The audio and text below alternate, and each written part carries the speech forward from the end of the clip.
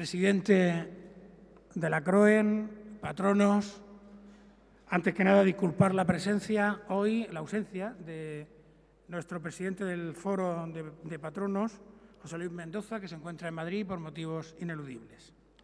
Yo, la verdad es que se lo he advertido a ustedes muchas veces.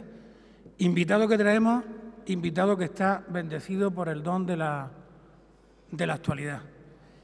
Y la rueda de prensa que ha tenido lugar hace un momento, que ha sido quizás de las más largas que hemos tenido en este foro Nueva Murcia, demuestra la palpitante actualidad de esta voz que seguro que no va a pasar desapercibida hoy en Murcia y que seguro nos va a dar una visión de lo que en estos momentos está ocurriendo. Hoy es un día especial en el que todos miramos hacia el analista económico. Hoy, cuando a estas mismas horas, en estos mismos momentos, Europa hilvana acuerdos de última hora que eviten el corralito en Grecia, cuando el tema de Grecia está sobre todas las mesas informativas, el hombre que pasa por ser la referencia económica de la COE, el hombre que tiene una dilatada trayectoria que mejor que yo la va a explicar José María y al que no quiero pisarle, lógicamente, la intervención, pero sí puedo anticiparles de que es indudablemente uno de los, permítaseme la expresión, es término coloquial más que académico, uno de los gurús económicos indudablemente de España. Una vez más, el Foro Nueva Murcia trae a Murcia para que se hable no solamente de lo que interesa en Murcia, sino de lo que interesa en España. El se dijo en Murcia es actualidad.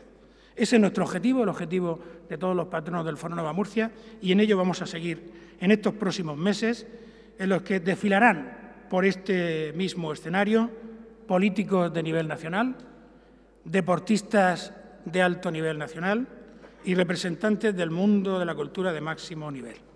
Esa es nuestra hoja de ruta en los próximos meses, que espero que no les va a decepcionar, como espero que no les va a decepcionar el encuentro con José Luis Feito, indudablemente, que nos va a dar muchos titulares y muchas acepciones. Sin más, dejo la palabra para el presidente de CROEN, José María Albarracín, que hoy va a oficiar de presentador de nuestro invitado.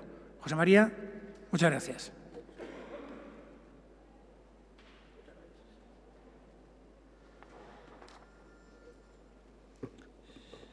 Presidente de la Comunidad Autónoma de la Región de Murcia, autoridades, patronos del Foro Nueva Murcia, amigas, amigos, empresarios, muy buenos días a todos.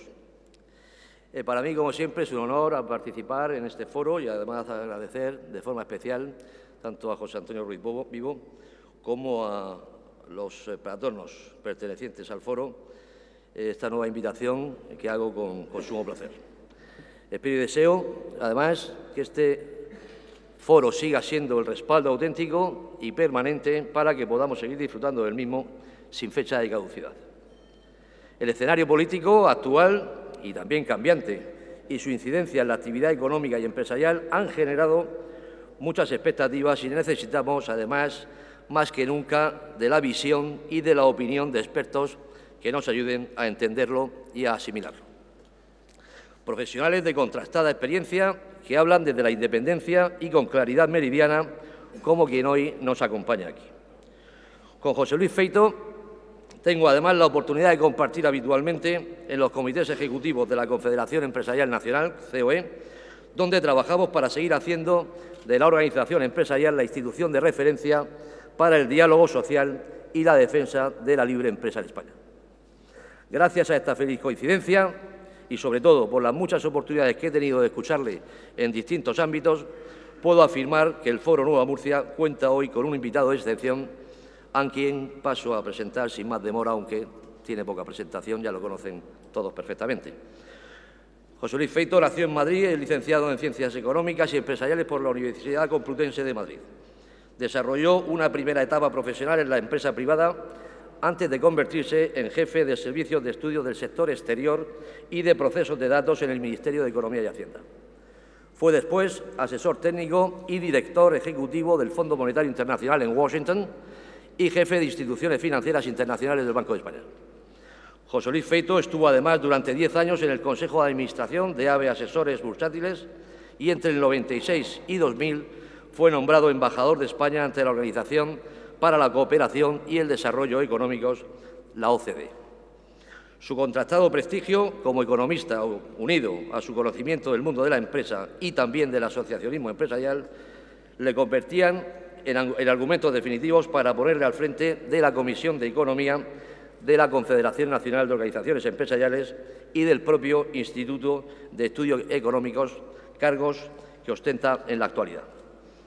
Del Instituto de Estudios Económicos cabe decir que se trata de un organismo señero, fundado en el año 1979 por empresarios españoles con el objetivo de analizar asuntos de interés económico y social, crear líneas de pensamiento sobre los mismos y formar a empresarios y profesionales. A todo lo dicho hay que unir que José Luis Feito es un comunicador con llegada, de los que deja titulares potentes y voces así, hoy día, como decía al principio, son muy necesarias para activar ánimos y conciencias que a veces tienden a quedarse un poco aletargadas. Bienvenido, José Luis, encantado de que esté con nosotros. Muchas gracias.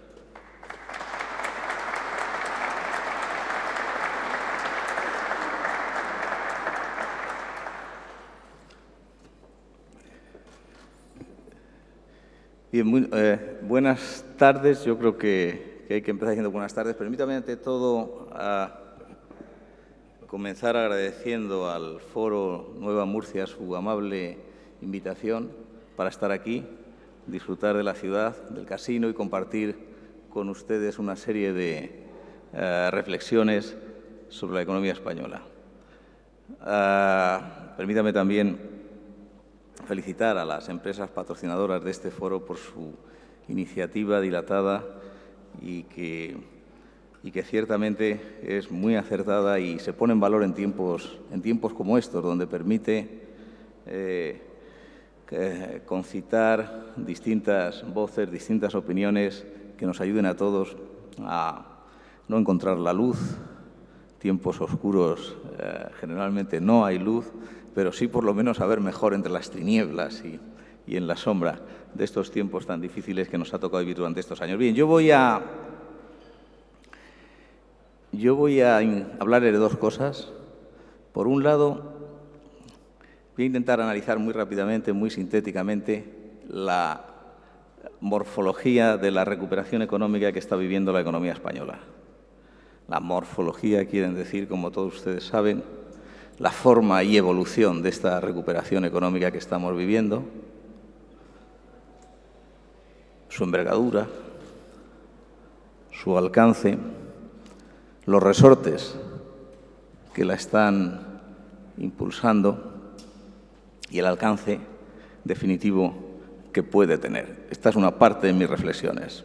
La segunda parte de mis reflexiones conciernen la política económica necesaria para que esta recuperación sea lo más vigorosa posible, lo más duradera posible, para que, en definitiva, esta recuperación nos vuelva a llevar a las glorias del pasado, a ser el país que todos creímos que éramos y que todos aspiramos a ser. Voy a intentar, siempre digo lo mismo, generalmente lo consigo, a veces no. Voy a intentar ser muy breve para dejar el mayor tiempo posible para preguntas y respuestas. Bueno, por lo menos para preguntas. Si puedo, daré respuestas, aunque ya les advierto que yo hay preguntas que no oigo. Solo oigo las preguntas que me sé las respuestas. No, esto no es verdad, pero es verdad que después de los potentes titulares estoy un poco asustado, porque hoy día hay que tener mucho cuidado con los titulares, sobre todo hoy día. Sobre todo en comunidades autónomas donde estamos en vísperas de que se forme un gobierno, a ver si la vamos a... Bien, vamos con la primera parte. La naturaleza de la recuperación económica que estamos viviendo, su morfología, su envergadura. Déjeme que les diga, para empezar, que esta recuperación ha cogido por sorpresa a casi todos los economistas, no a todos, pero a casi todos, tanto nacionales como extranjeros, tanto privados como públicos, tanto si pertenecen a organismos oficiales como si pertenecen a instituciones privadas. Esta recuperación viene sorprendiendo a todos los analistas económicos por su vigor, por su fuerza. Empezando por aquellos que no creían en la recuperación, empezando por aquellos que no creían que esta economía se fuera a recuperar. Cada mes vencen unos 3 o 4 pronósticos de apocalipsis y de fin del mundo en lo económico. Ustedes no se acordarán, pero hubo muchos analistas económicos que predijeron una segunda crisis de envergadura mucho más descomunal que la primera para el año 2012, para 2013, para 2014, para 2015. Eventualmente tendrán razón, pero cometieron el error de hacer una previsión económica, una gran crisis, y de ponerle fecha. Eso nunca se debe hacer. Hay que prever un hecho económico, pero no ponerle fecha. No digamos nada a los que se vieron sorprendidos porque el crecimiento ha sido sucesivamente mucho más intenso de lo que anticipaba cualquier previsión económica. Esta economía empieza a recuperarse en el segundo trimestre del año 2013. Entre finales del año 2007 y comienzos de la segunda parte del año 2013, esta economía cae en picado. Aproximadamente un 7% para el país en su conjunto. El nivel del Producto Interior Bruto de España de finales de 2007 cae un 7% hasta la primera parte del año 2013. Una caída, ya digo, del orden de un 7% del PIB, por supuesto, en términos reales. A partir del segundo trimestre del año 2013, de forma muy tenue inicialmente, pero cada vez más rápidamente la economía española, trimestre tras trimestre, tiene crecimientos positivos. Esto es, el tercer trimestre del 2013 tiene un crecimiento positivo respecto al segundo, y el cuarto trimestre de 2013 respecto al tercero, y el crecimiento del cuarto respecto al tercero es mayor que del tercero respecto al segundo. Y a lo largo del 2014, cada trimestre, la economía no solamente crecía sobre el nivel del trimestre anterior, sino que crecía cada vez más rápidamente de lo que hacía en los trimestres anteriores. Y así hasta que llegamos al primer trimestre del año 2015, el último para el que tenemos datos oficiales definitivos, en el cual la economía española habría crecido un 0,9% en el mismo trimestre. Es decir, el nivel del PIB de España a finales de marzo era un 0,9% superior al que era a finales de diciembre. Crecimiento intertrimestral. Bien. Los datos del segundo trimestre de este año 2015 se publicarán en breve. Empezaremos a tener avances muy rápidamente, la semana que viene, la primera semana de julio. Y yo ya les digo que va a superar el 1%. Puede ser 1,1, puede ser 1,2, será con toda seguridad como mínimo el 1%. Es decir, el Producto Interior Bruto de la economía española a finales de junio será un 1% por encima del que era a finales de marzo. Y aproximadamente un 2% por encima del que era a finales del año 2014. Esto es una aceleración descomunal, como ha habido en muy pocos casos, no solamente en la historia de nuestro propio país, sino en la historia de cualquier otro país de la Unión Europea. Este es un ritmo de crecimiento, para que se hagan una idea,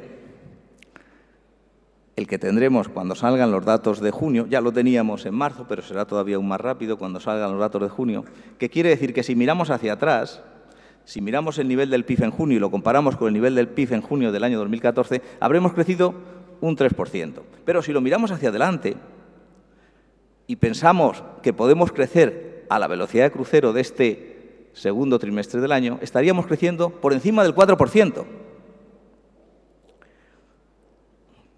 No me gusta mucho hablar de cifras, pero y sé que es aburrido. Y sé que me estoy desdiciendo. Pero es importante porque estas cifras, cuando alguien las decía hace unos meses, le tildaban, bueno, no le tildaban de nada, sencillamente, no le creían y le ignoraban pensando que era un absurdo, una exageración, un voluntarismo sin sentido, sin fundamento. Estamos hablando de que la economía española en el 2014 volvió a crecer muy por encima de la media de la Unión Europea, un 50% por encima. Pero este año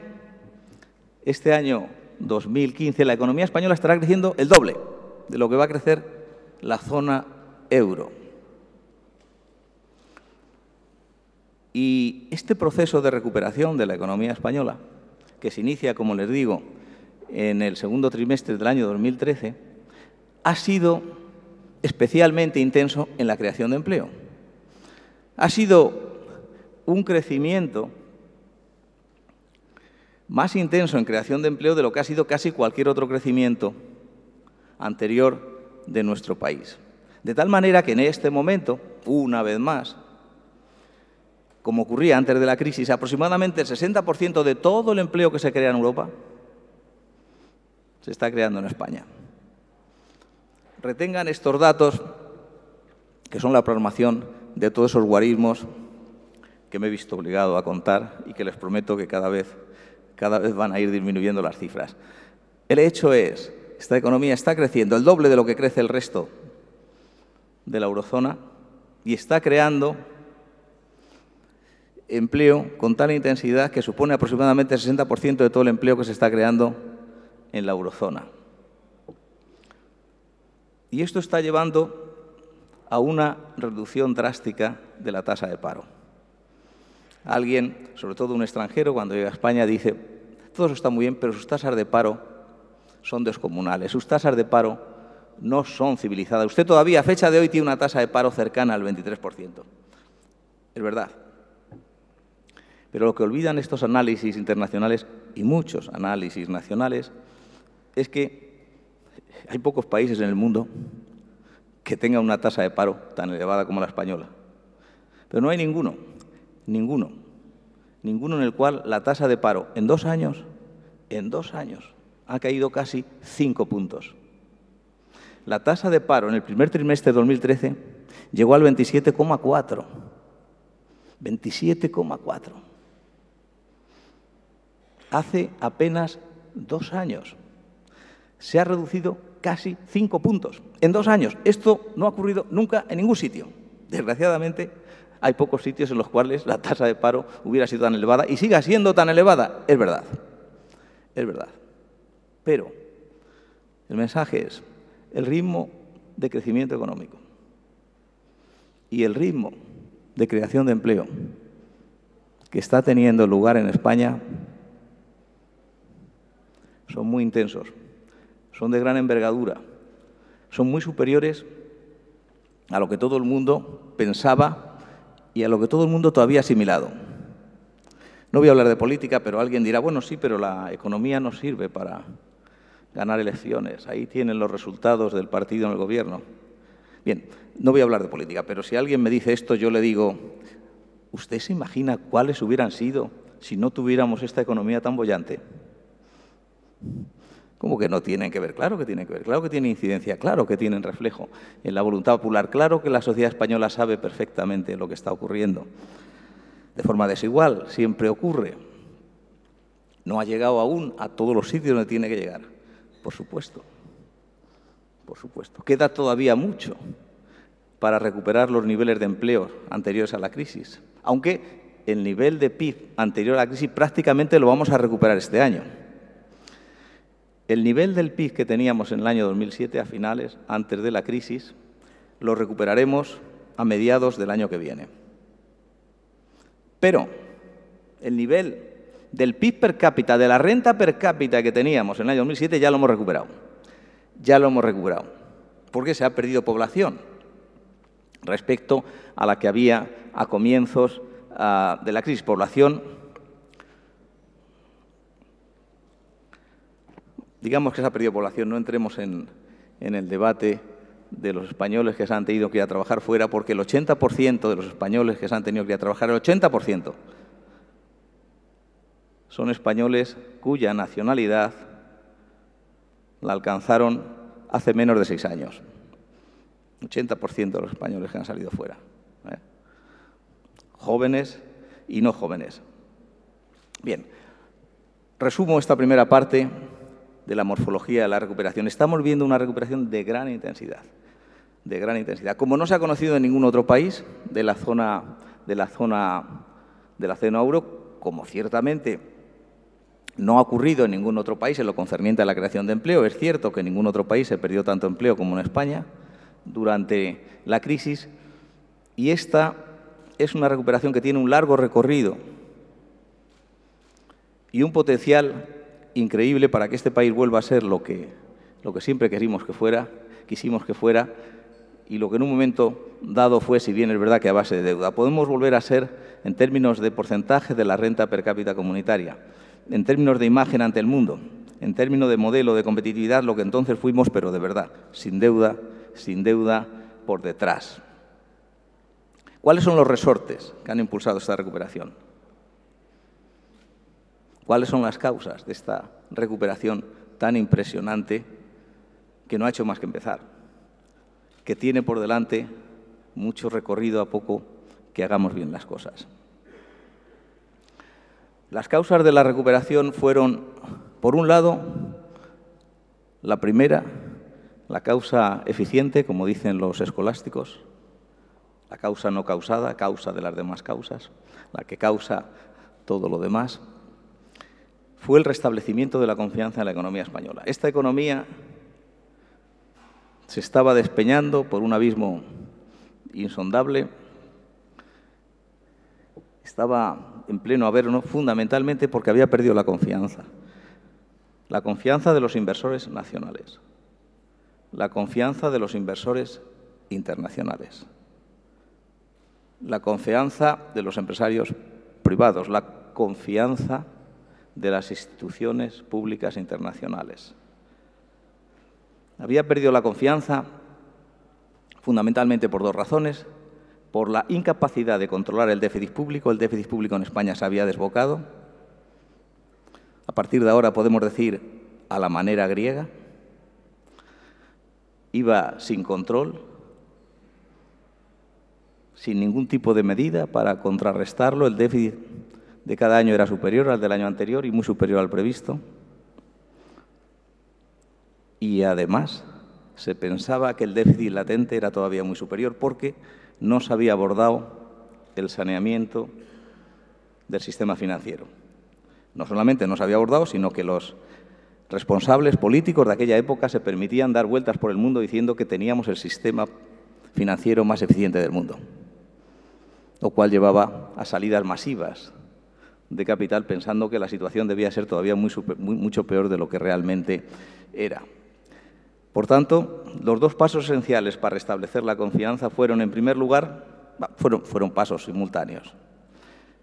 El restablecimiento del sistema financiero era esencial para dar una idea de la magnitud de nuestro verdadero déficit público. ¿Por qué? Había países del euro que tenían un déficit superior al nuestro, pero es que habían hecho el ajuste bancario, habían hecho el saneamiento bancario y, por tanto, su déficit ya recogía todas las inyecciones de fondos públicos y déficit adicional necesario para sanear el sistema. En España no.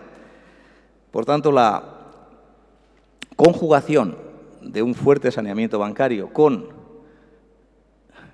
el control del déficit público fueron esenciales para establecer la confianza. Probablemente el saneamiento bancario se podía haber hecho mejor. Es discutible. Estamos en lo de siempre. Claro, cuando una persona está a punto de ahorcarse y llegan y le salvan, pues esta persona se queja y dice, coño, me has hecho una señal. Bueno, sí, quién sabe. Sin duda, ¿el déficit público se podía haber reducido de forma mucho más eficiente? Sin duda. Probablemente se subieron demasiado impuestos que no se deberían subir. Se tocaron otros que deberían haber subido más tarde de lo que se deberían hecho. Ahorita el gasto no se recortó todo lo que se debía haber recortado. Sin duda. No voy a entrar en los detalles. Sin duda, Sin duda, la política de control del déficit era mejorable y el saneamiento del sistema financiero probablemente era mejorable. Es posible que hay un país en el universo, en esos universos paralelos, donde las cosas se podían haber hecho mejor. Pero muy pocos países han hecho mejor y en tan poco tiempo. El hecho es que esas dos medidas restablecieron la confianza. Y en ese momento, una vez que la economía española tiene niveles de confianza suficientes para que el mundo vuelva a mirar a la economía, para que los empresarios nacionales e internacionales vuelvan a mirar a las claves económicas, entonces nos encontramos con que habíamos recuperado prácticamente toda la competitividad perdida en los años de expansión económica. Que este país, como consecuencia de la crisis, como consecuencia de esa crisis tan devastadora que hemos pasado, también como consecuencia de las medidas del Gobierno, la reforma del mercado de trabajo y el propio saneamiento financiero, sigue teniendo unos niveles de competitividad extraordinarios. Extraordinarios. España hoy es tan competitiva o más competitiva de lo que es Alemania. Esto no lo digo yo, esto no es una cuestión meramente estadística, es la percepción que hay en Alemania, nos lo decía ayer el antiguo jefe de estudios del Banco Central Europeo. Estos fueron los resortes. Esta fue la catapulta que expandió la economía española. Más recientemente, en los últimos meses, nos hemos beneficiado de la extraordinaria bajada de tipos del Banco Central Europeo, que a su vez ha llevado a una depreciación del tipo de cambio del euro y de la bajada del precio del petróleo, de la intensa bajada del precio del petróleo. De nuevo, se ha utilizado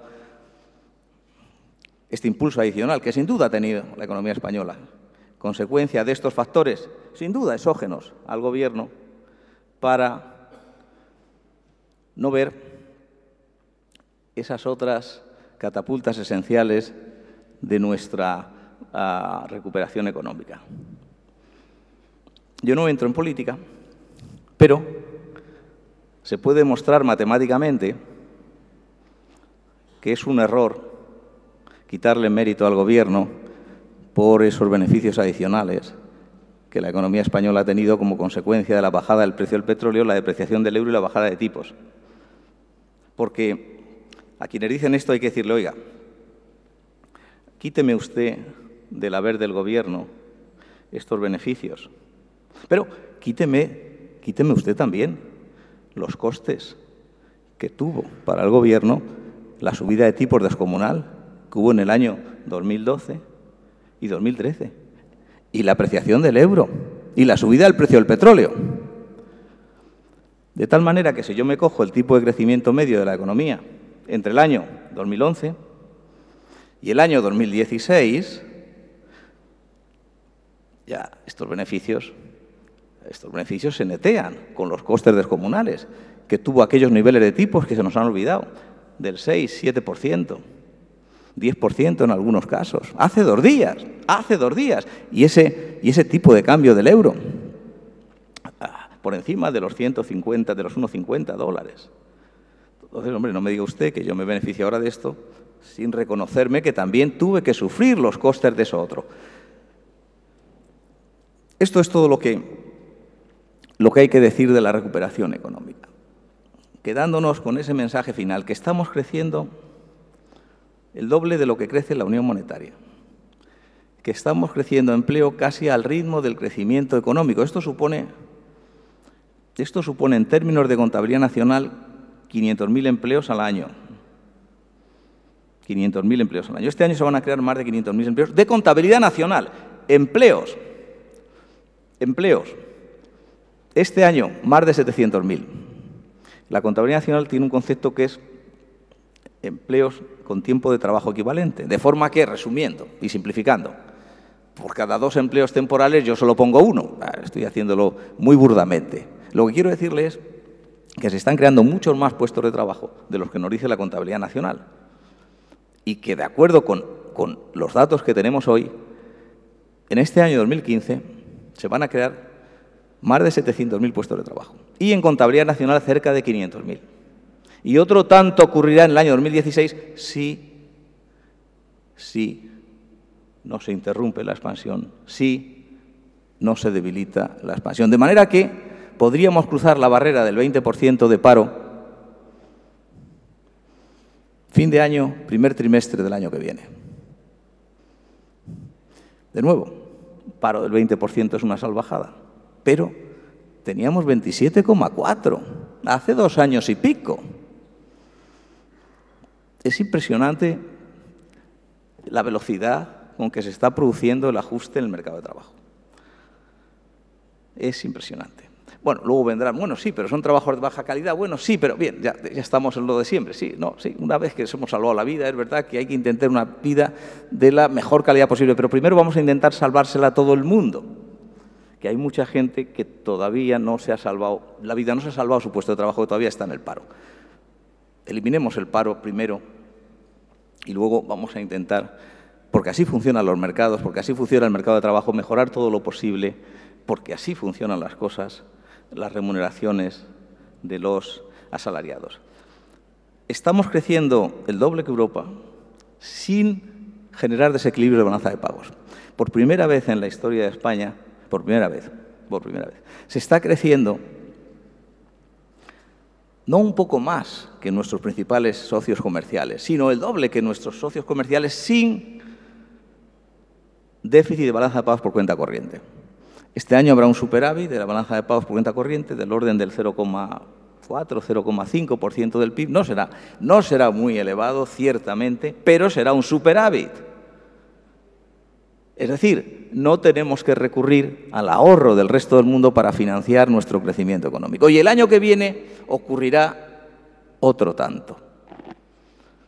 Y esto es muy importante porque significa que este país, que tiene una deuda pública muy elevada y que como consecuencia de eso tiene una deuda exterior muy elevada, tiene que habituarse a ser como Alemania, tiene que ser capaz de crecer con superávit de balanza de pagos. Porque esa es la regla del euro. Si queremos estar en el euro, tenemos que ser capaces de crecer sin perder competitividad y eso implica crecer sin desequilibrio exterior. Y ahora vamos a la segunda parte, que será mucho más breve porque está implícita en la primera y que, de hecho, la cortaré abruptamente en cuanto vea el más mínimo atisbo de sueño en sus caras, que ya lo empiezo a ver. ¿Qué hay que hacer para que esto siga? ¿Qué hay que hacer para que la recuperación no se debilite, no se interrumpa? ¿Qué riesgos hay de que se debilite, de que se interrumpa? ¿Por dónde nos va a atacar el enemigo? La clave está en la política fiscal. Como saben, este país tiene una deuda pública en proporción al PIB del orden del 100%. No es mucho más elevada que la deuda de Alemania, del Reino Unido, de Francia. Es inferior a la de Italia, a la de Bélgica. Desgraciadamente, la deuda pública de todos los países del mundo, como consecuencia de la gran recesión, ha aumentado entre 20, 40, 50 puntos porcentuales de PIB en estos años. Eso significa, en el caso de España, en el caso de otros países también, que en los próximos años, 2, 3 años, los tipos de interés subirán. Y subirá la carga de intereses de la deuda pública en el presupuesto. Y para impedir que eso nos lleve a aumentos del gasto público, aumentos de los impuestos, es imprescindible, como primera condición de la disciplina fiscal que necesita este país, la moderación del gasto público no financiero. Y eso hay que seguir con una labor que se ha iniciado en estos 2 últimos años y que ha permitido que el nivel de empleo público, en términos de PIB, vuelva a los niveles del 2011, pero todavía por encima de los niveles del 2007. Y lo mismo ha pasado en general con todas las categorías de gasto público no financiero. Es decir, ha habido ajustes duros, difíciles, intensos, pero estamos en los niveles de gasto del año 2011 y tenemos niveles de ingreso inferiores a los que necesitamos para financiar este nivel de gasto. Por otro lado, en esta economía, para ser capaz de conciliar crecimiento con competitividad, es imperativo la reducción de los impuestos directos, de algunos impuestos directos. El impuesto sobre la renta, que ha empezado a bajar. El impuesto sobre las empresas, sobre los beneficios. Déjenme que le diga una cosa sobre el impuesto sobre los beneficios. ¿Hay alguien en esta sala que no piense que el impuesto de beneficios, el impuesto sobre los beneficios empresariales, al que recurren todos los partidos, de derecha, de izquierda y de centro, no quieren subir impuestos indirectos, no quieren subir directos? ¿Qué? Hay que subir el impuesto sobre las empresas, el impuesto sobre los beneficios. ¿Por qué? Porque, como estoy seguro que todos ustedes instintivamente piensan, estos impuestos lo pagan las empresas. Pues es mentira, las empresas no pagan impuestos. Las empresas no pagan impuestos. Pagan impuestos los accionistas, que no son ricos, en muchos casos no son ricos. Son fondos de inversión, son fondos de pensiones. Pagan impuestos los trabajadores y pagan impuestos los clientes de las empresas. Las empresas no pagan impuestos. Vayan ustedes a una empresa, registren su sede. ¿Dónde están los impuestos que pagan las empresas? Están en las espaldas de los accionistas. Y esos accionistas reducen la inversión, de forma que al final esos impuestos recaen sobre los trabajadores. O bien las empresas intentan reducir sus gastos y sobre todo sus gastos laborales y recaen directamente sobre los trabajadores. O bien se los intentan trasladar a los clientes y recaen sobre los clientes. Ha habido mucha demagogia sobre estos impuestos. Hay que seguir bajándolos de forma mucho más efectiva. Hay que bajar el impuesto sobre el ahorro. Un impuesto que alcanza niveles descomunales en España, muy superiores a los de cualquier otro país. Y esto hay que conciliarlo con la reducción del déficit a un ritmo mucho más rápido del que se ha venido haciendo hasta ahora. Este es el gran reto que tiene esta economía. Estas son las cosas que hay que hacer para consolidar la recuperación y para que este país, por decirlo en un término muy coloquial, se pueda salir del mapa, para que sea uno de los grandes países de la Unión Europea, de los países más competitivos, para que alcancemos la renta per cápita de la zona euro, por lo menos volvamos a los niveles relativos que tuvimos en un momento. No hay, por tanto, con esto concluyo, no hay ningún margen para populismos económicos. No lo hay. No lo ha habido nunca, no lo hay en ningún país. No existen, los populismos no existen, no existen. Se los lleva por delante, lo estamos viendo en el caso de Grecia, lo hemos visto en el caso de muchos otros países, en el caso de Francia. Se lo lleva por delante o la presión cuando perteneces a una área monetaria de tus pares que te obligan a cumplir las reglas o los mercados. Ante esto siempre habrá alguien que diga, oiga, los mercados no pueden ir contra la democracia. Los mercados no pueden echar abajo lo que ha decidido el pueblo soberano. Los límites de un pueblo soberano, de un país, son los dictados del pueblo soberano de los otros países.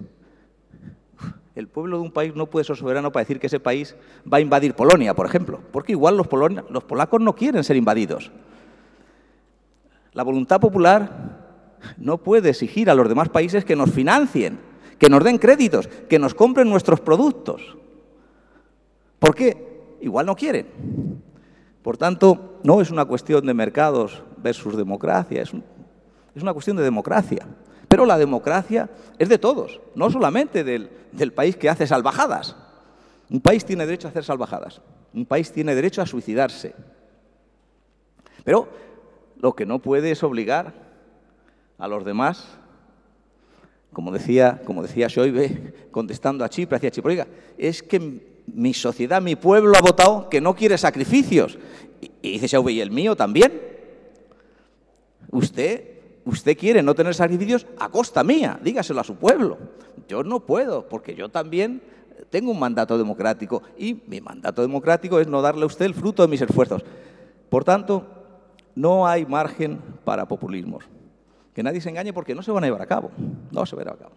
Solamente pueden servir para catástrofes que ocurrirán locales, aquí o allá, para interrumpir la recuperación por un tiempo, para generar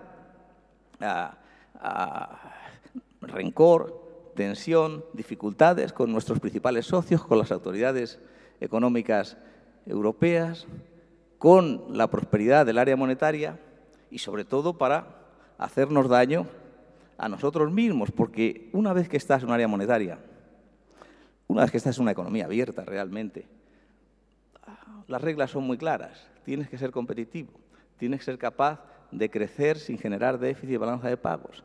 Tienes que ser capaz de tener presupuestos de gasto que puedas pagar sin incurrir, por tanto, en déficit y en aumento de la deuda pública. En resumen, estamos en un gran momento de este país que puede ser el preludio de una nueva época de prestigio, de gran prosperidad, que yo creo que lo va a ser, y el único riesgo que tenemos es que se interrumpa, pero si es así, será una interrupción muy breve. Y, por tanto, quedémonos con que estamos camino de una prosperidad que, de nuevo, sorprenderá a muchos, pero que la tenemos a la vuelta de la esquina. Muchas gracias por su atención.